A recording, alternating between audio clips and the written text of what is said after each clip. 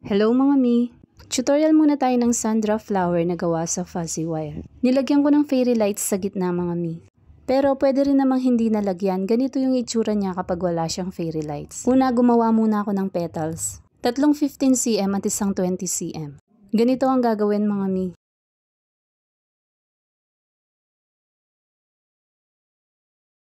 Kumuha ako ng floral wire tapos pinaikot ko yung dalawang side.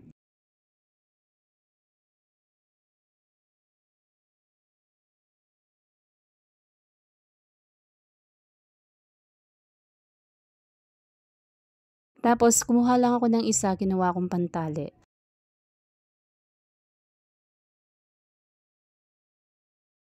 Anim na petals ang gagawin mga mi. 6 pieces naman na 10cm to. Tinupi ko lang sa kalahati tapos ginupit ko yung dulo ng ganito. Gumamit din ako ng lighter mga mi. Anim din ang ginawa kong ganito. Nilagay ko to sa gitna ng mga petals.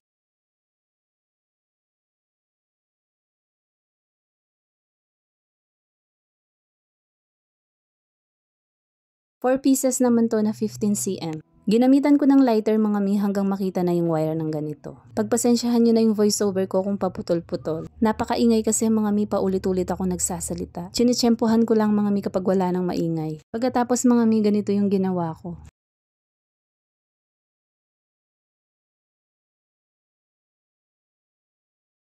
Apat lang yung ginawa ko mga mi. Nasa sa inyo na po kung gusto nyong dagdagan. Lagyan ko ng glue at pinaikutan ko ng fuzzy wire. Kung anong kulay yung nilagay mo sa gitna, yun din ang ipaikot mo dito. Tapos ginupit ko lang yung sobra. Kung ayaw mo lagyan ng fairy lights, pwede mo na ilagay yung mga petals. Gusto mo naman lagyan, ganito lang mga mi. Sasamahin mo na sa taas yung mga lights.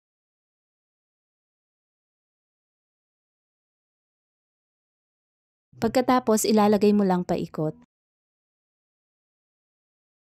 Nilagyan ko ng glue tapos pinaikutan ko ulit ng fuzzy wire.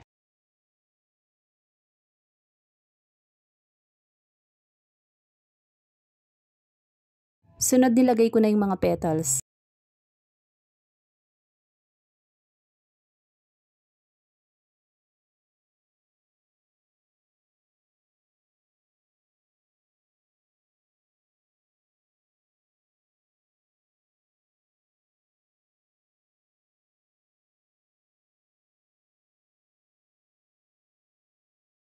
Anim na 10cm to. Finold ko lang sa kalahati, ito yung gagawin kong sepals mga mi.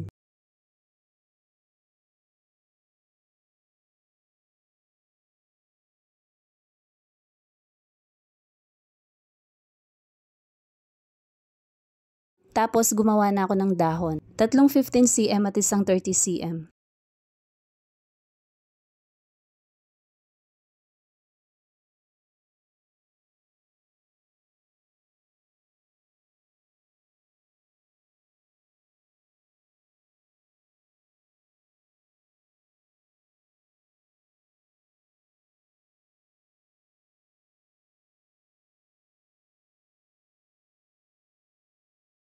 Dalawa yung nilagay ko.